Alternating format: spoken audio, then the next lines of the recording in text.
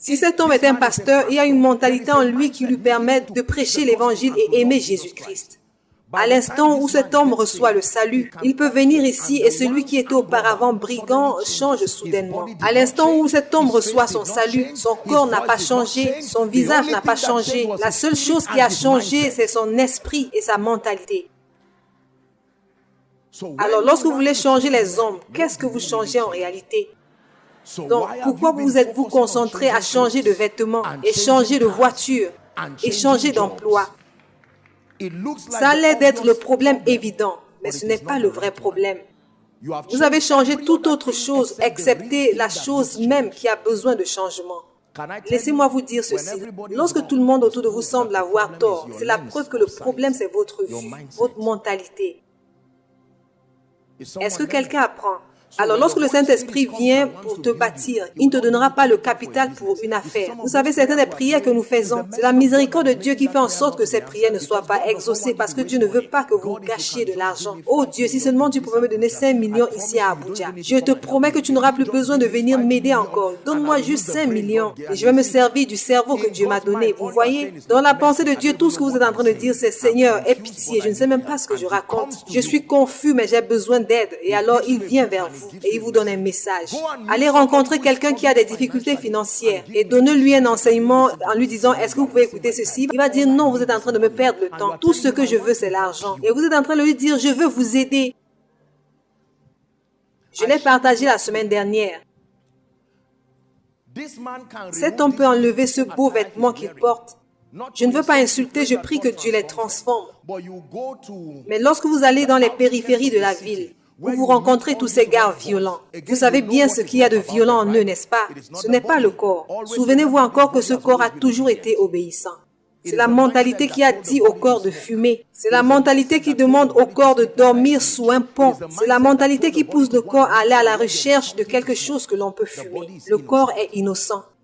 Enlève ces mêmes vêtements et donne-les à ces gars pour qu'ils portent. En une semaine, leur mentalité va transformer le vêtement. Ce vêtement est propre. Il ne sait pas repasser lui-même. Ce n'est pas le corps qui l'a fait, mais c'est la mentalité qui a demandé au corps de s'assurer qu'il est bien vêtu.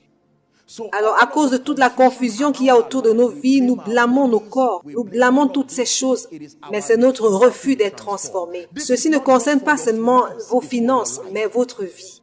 Nous avons traité du sujet de la mentalité. Nous venons des cultures différentes, nous venons des horizons différents. Nous avons traversé différents niveaux de tout ce que ça peut être. Encore, si cet homme n'a jamais expérimenté la faveur dans sa vie, supposons qu'il provient d'une famille polygamique et il a traversé beaucoup de situations, il a eu à échouer, il a passé 10 années à l'école primaire, 8 années au secondaire et 10 autres années pour terminer l'université. À l'instant où il arrive à Koinonia et je parle de la faveur, sa mentalité va rejeter cette prière-là parce que cela n'a pas encore été capturé dans sa réalité. Si je dis la diligence pour travailler dur, il va dire Amen parce que c'est ce qu'il sait. Mais si je dis faveur, il voudrait bien dire Amen, mais sa pensée est en train de dire c'est quoi la faveur? Sa mentalité va scanner les archives de sa destinée et conclure qu'il n'y a rien de la sorte. Alors il ne reçoit pas. Est-ce que nous sommes ensemble? Est-ce que je peux vous dire ceci? Si vous êtes encore à la recherche d'un emploi, rendez grâce à Dieu parce que vous avez encore le temps de changer rapidement. Afin qu'au moment où vous recevez ce travail, c'est la version illuminée de vous qui est admise à ce poste. Plusieurs personnes se plaignent, ils s'asseyent du matin jusqu'au soir en blâmant leurs parents, en blâmant les riches et en blâmant les personnes sérieuses d'être responsables de leurs conditions. Ça, ce n'est que la première loi.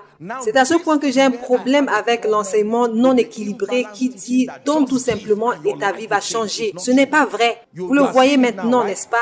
Parce qu'il y a plusieurs personnes qui, lorsqu'ils tendent la main pour donner, la dimension spirituelle est prête à leur apporter la faveur. Mais le niveau de transformation mentale qui peut prendre cette faveur et la transformer en bénédiction n'est pas encore là. Ainsi, les bénédictions spirituelles ne cessent d'entrer dans un sac qui est rempli de trous.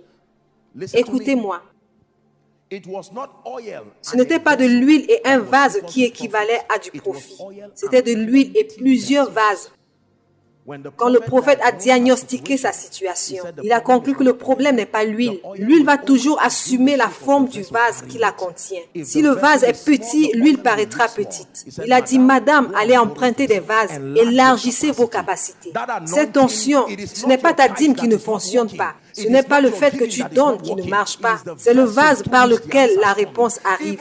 Même s'il pleut du matin jusqu'au soir et tout ce que tu as chez toi, c'est un verre. Si nous devons qualifier la pluie en fonction de la taille de ton vase, on conclura que ce n'était que de la rosée. Pourtant, c'était une avalanche. C'est ton verre qui donne l'impression qu'il n'a pas plu. Est-ce que nous sommes bénis? Quand j'ai découvert ce principe, j'ai commencé à me réjouir. J'ai pris la décision de ne pas faire semblant. Frères et sœurs, mangez votre gari avec honneur. Ne vous précipitez pas dans cette saison de votre vie parce que vous risquez de passer à côté. Vous allez la chercher et ne plus jamais la retrouver. Il faudra avoir un télescope pour regarder en arrière et demander d'où est-ce que je viens.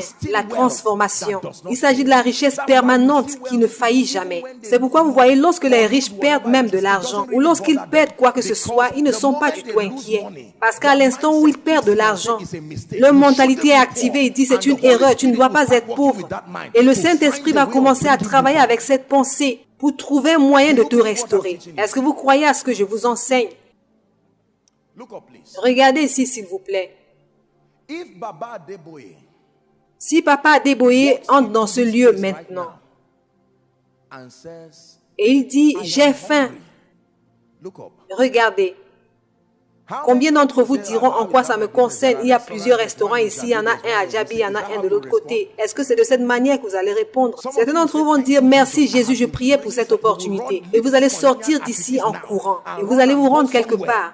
Et vous viendrez vous agenouiller en disant s'il vous plaît, mangez en ma présence et bénissez-moi. Vous savez pourquoi? Regardez ceci. Parce que son niveau de transformation ne permet pas que cette situation existe dans sa vie. Puis-je vous dire ceci, il y a un niveau de transformation que si vous l'atteignez, il n'y a que les millionnaires qui ont ce genre de mentalité.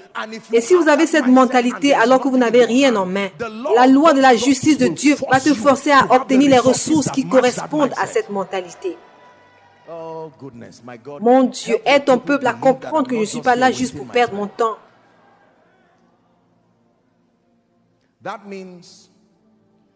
Cela veut dire que si tu as la mentalité d'un millionnaire maintenant et tu es dans une chambre, la loi, la puissance qui soutient cette loi va l'interpréter comme un mensonge. Dieu va susciter un bienfaiteur de ta destinée, une entreprise, n'importe quoi pour te faire avancer. Alors ce que tu fais n'est pas vraiment le problème, mais qui tu es. Sommes-nous ensemble? Puis-je être honnête avec vous? Je veux dire quelque chose maintenant. Quand j'ai commencé le ministère, j'avais l'habitude d'aller prêcher. Et je n'ai jamais prêché pour de l'argent. Il n'a jamais été question de recevoir. J'aime Jésus de tout mon cœur aussi longtemps que je vivrai. Il devient ma motivation. Est-ce que nous sommes ensemble? Mais quand j'ai commencé à prêcher, je me rappelle que parfois j'allais rendre ministère quelque part et parfois, c'est quand je montais sur ma moto pour rentrer à la maison que les gens se tenaient devant moi comme s'ils voulaient me soudoyer. Ils comptaient quelque chose comme 1000 ou 1500 et ils disaient, homme de Dieu, que le Seigneur vous honore. Merci d'avoir été à cette réunion. Je me suis jamais senti mal parce que ce n'est que mon corps qui était dans cette dimension-là.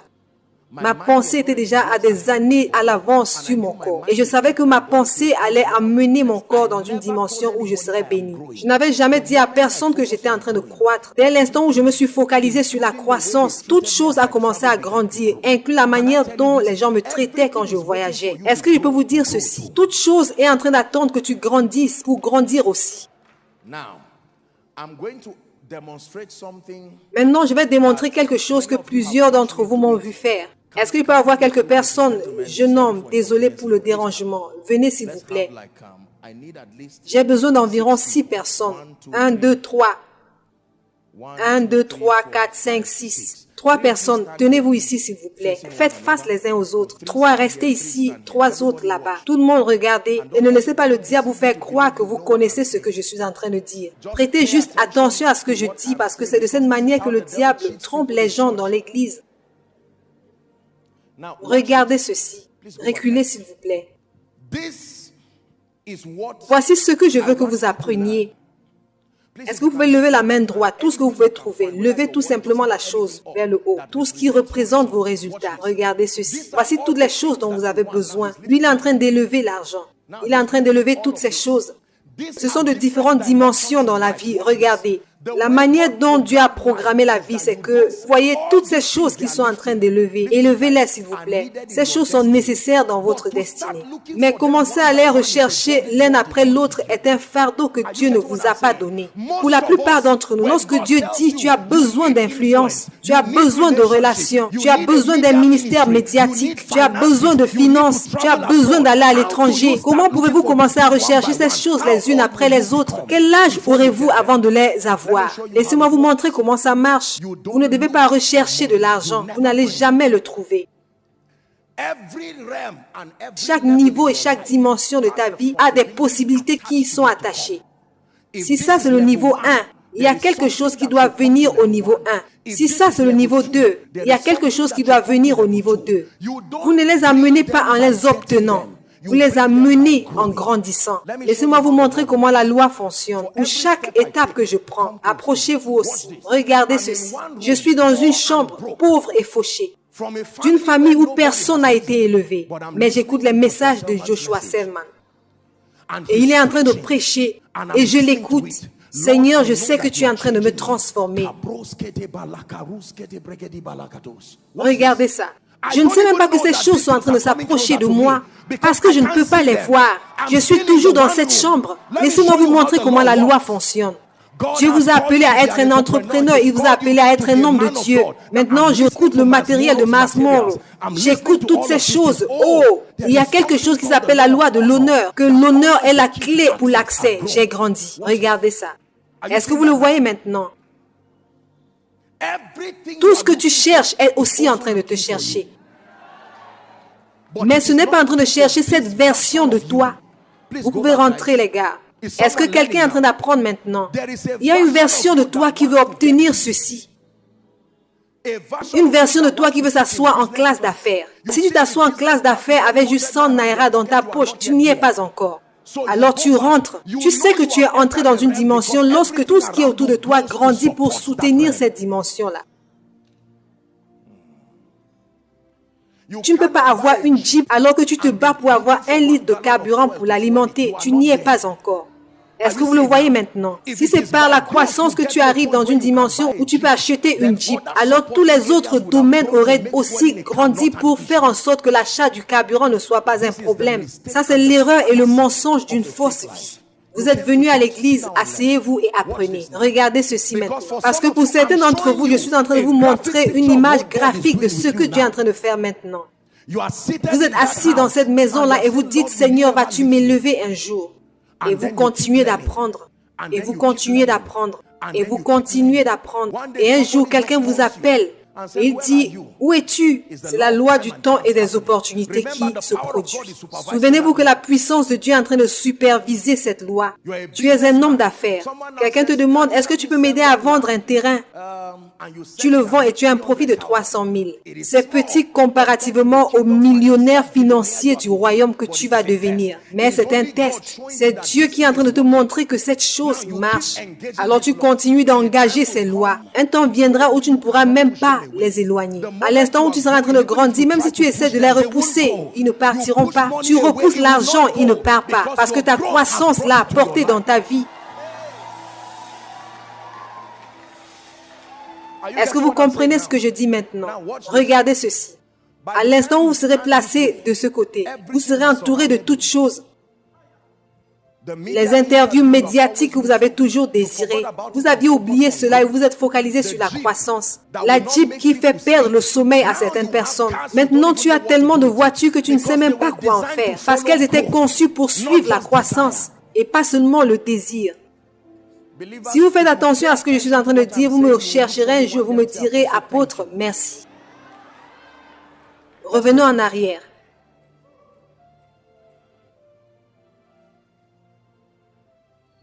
C'est ici que vous êtes, mes chers frères. Personne ne vous connaît. Pourtant, vous êtes un homme de Dieu et Dieu vous a dit que vous irez dans des nations.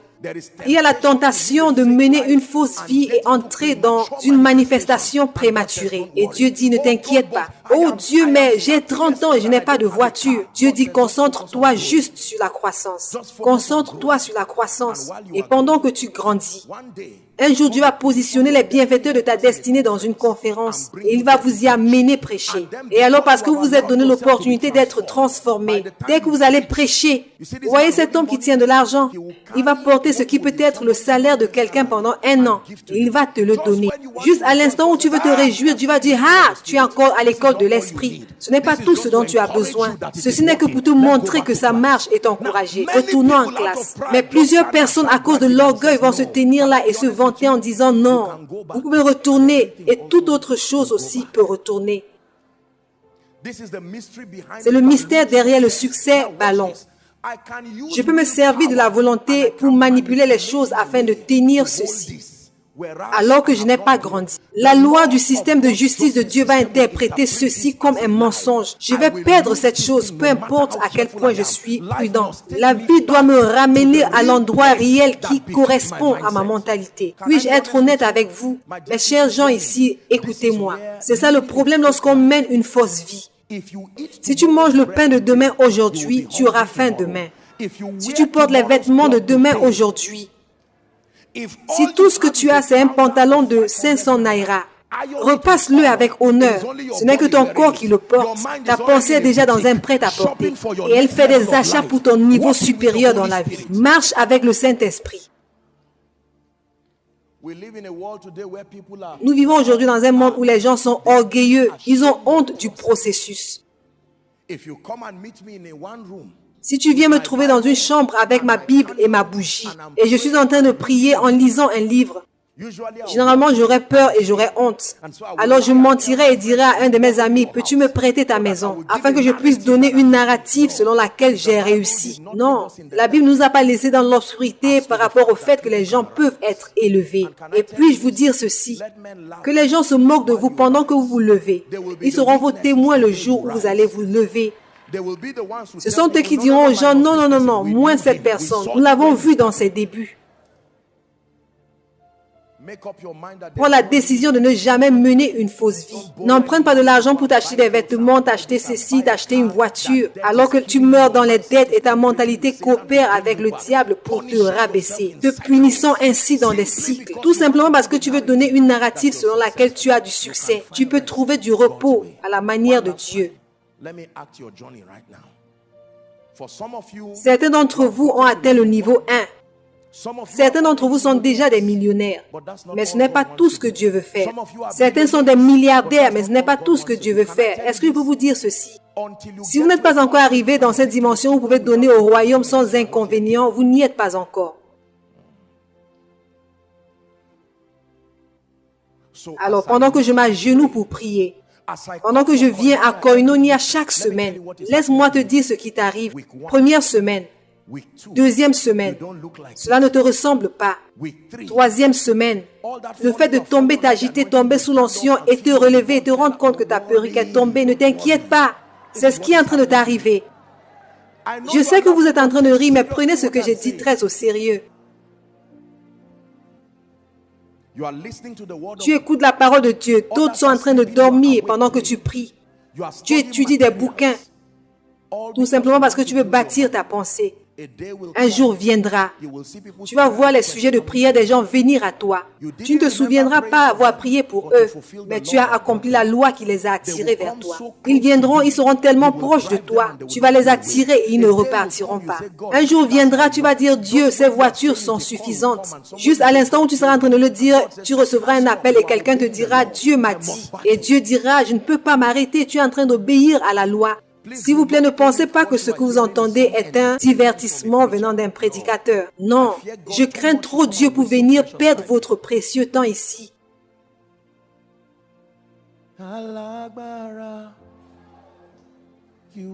Tu es le Dieu Tout-Puissant. Tu es le Dieu glorieux.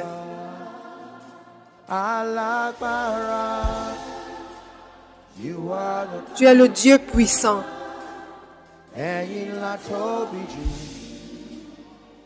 Tu es le Dieu glorieux. Nous allons revenir une dernière fois regarder. C'est ce que Dieu m'avait dit il y a des années de cela. Mon fils, ne te soucie pas de ces choses. Concentre-toi sur mes principes. Ce que tu n'as pas pu manger hier, tu le mangeras demain.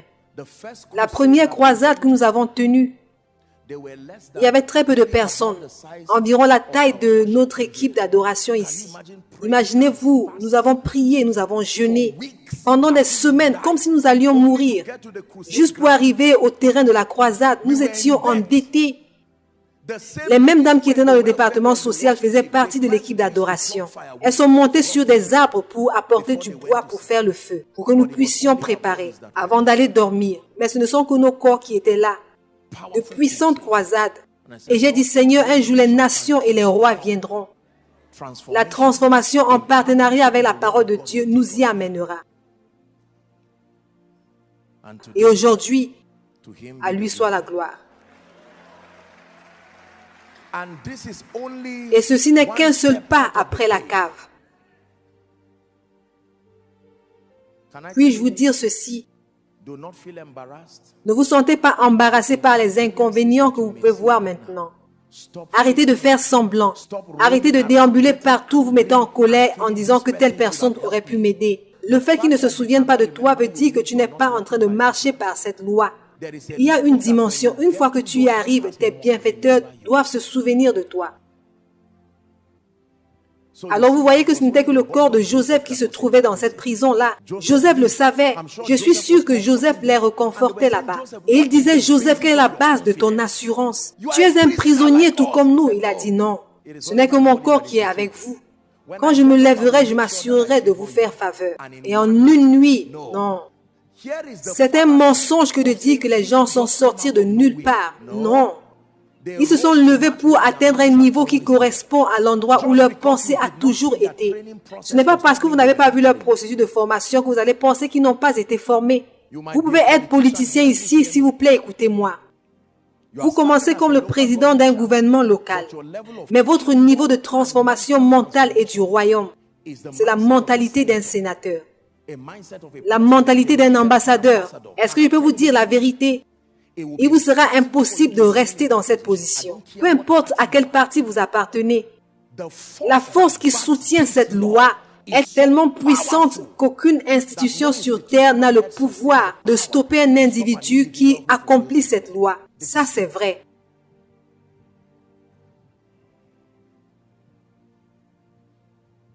Alors le Seigneur est en train de te dire maintenant, comment se fait-il? Malgré que j'ai de l'argent, je n'arrive à rien faire. Tu te concentres sur le fait d'avoir et pas de grandir. La première loi que je vous enseigne ce soir, je n'arrive pas à croire que nous avons passé tant de temps sur une seule loi. La prochaine fois que tu vas te lever et quelqu'un va te dire que tu es juste chanceux, dis à la personne, s'il te plaît, assieds-toi. J'ai quelque chose à te dire à cause de mon cœur d'amour et de réconfort. Ce n'est pas la chance, c'est de la connaissance. Est-ce que nous sommes bénis? N'oublie jamais ceci. Enseigne tes enfants. Enseigne tout le monde que tu connais. Tu es un PDG. Rassemble les gens dans ton entreprise et dis-leur, arrêtez de vous plaindre de l'argent que vous recevez. L'argent que vous recevez n'est pas tout ce que je paye. C'est ce que votre mentalité m'a instruit de vous donner. Le jour où vous allez vous lever, l'instruction changera. Que cela soit ta destinée. Au nom de Jésus, que par la croissance, tout ce que tu recherches aujourd'hui, par la croissance. Lorsque cela vient par la croissance, tu n'as pas peur, parce que toute autre chose va grandir avec. Est-ce que nous sommes bénis? Jeune homme, Dieu vous bénisse. Je vous apprécie vraiment. Célébrons-les, applaudissons pour eux.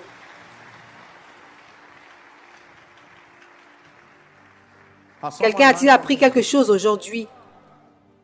Le packaging sans revalorisation ne peut vous conduire qu'à la frustration. Vous allez donner une narrative, mais vous n'aurez pas la transformation pour la défendre. Sommes-nous ensemble?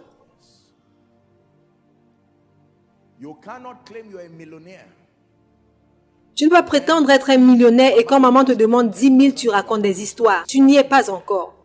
C'est simple. Par la foi, tu y es. En esprit, tu y es, mais physiquement. Mais si tu n'y es pas, sois patient et marche avec la dignité de l'intégrité du royaume.